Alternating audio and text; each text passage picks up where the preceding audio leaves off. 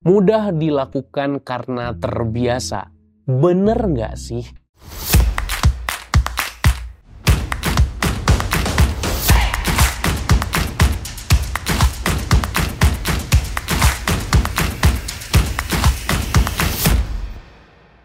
Hai, balik lagi bareng gue Umar di channel Pembelajar Produktif yang membahas seputar pengembangan diri dan produktivitas. Jangan lupa follow Instagram, TikTok, serta podcast di Spotify untuk konten-konten lainnya. Ketika kita mau mengubah apapun dalam hidup kita, akan kembali lagi ke dua komponen utama, yaitu mindset atau pola pikir dan habit atau kebiasaan.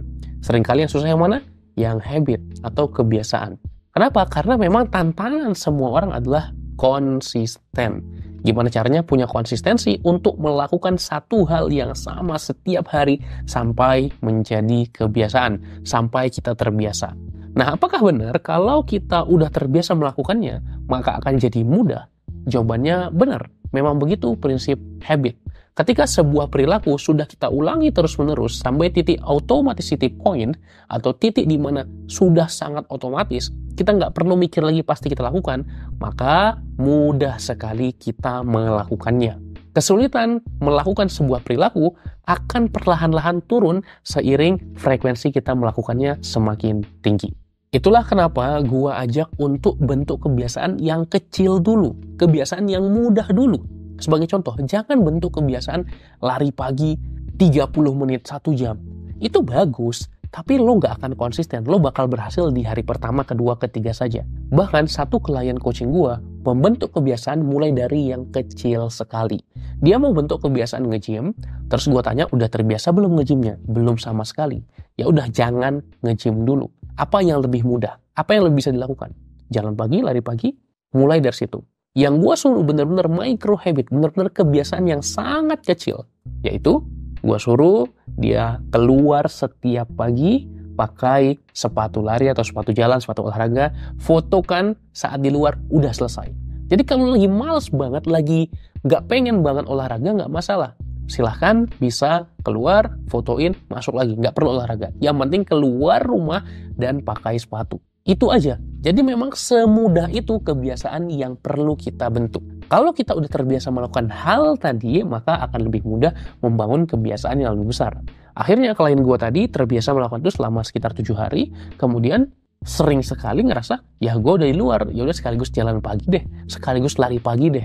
Itu yang mau kita manfaatkan dari ngetrik otak kita. Oh, ini gampang, lakuin deh. Kalau sudah berada dalam kondisi melakukan kebiasaannya, akan lebih mudah meneruskannya. Lebih sulit memulai daripada meneruskan. Lebih sulit kita mengumpulkan energi, tenaga untuk berangkat pergi ke gym. Tapi kalau udah nyampe gym, udah mudah untuk kita nge-gym selama 1 jam.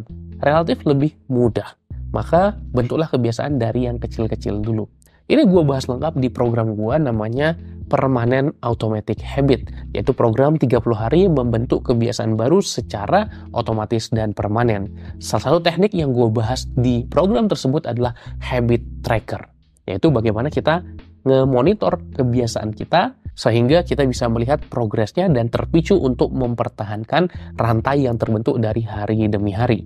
Ini adalah tampilan habit tracker sederhana yang bisa lo gunakan dan lo bisa track satu habit atau banyak habit.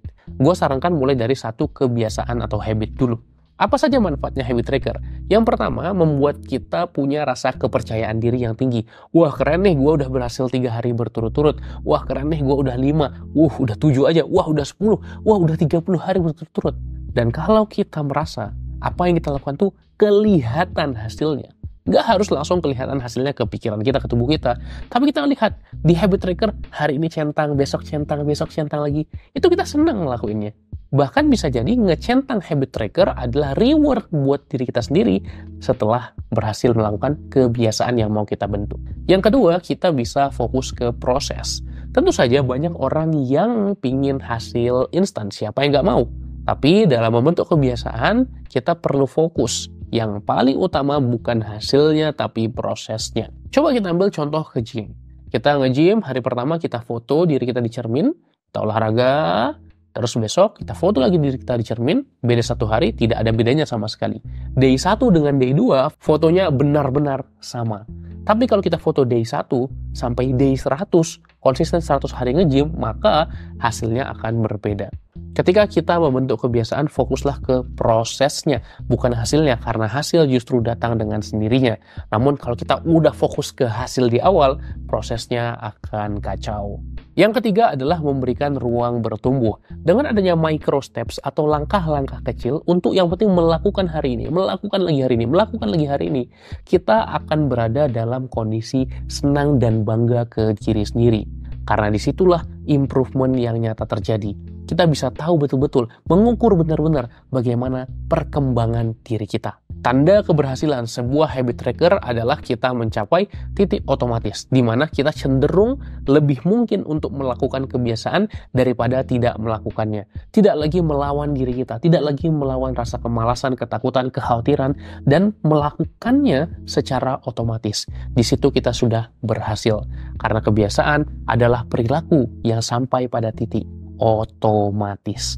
Apakah perilaku yang mau lo bentuk, yang mau lo biasakan udah otomatis atau belum? Apa kebiasaan yang mau lo bentuk? Silahkan boleh tuliskan di kolom komentar. Terima kasih dan jangan lupa tonton video-video lainnya. Sampai jumpa, subscribe, salam pembelajar.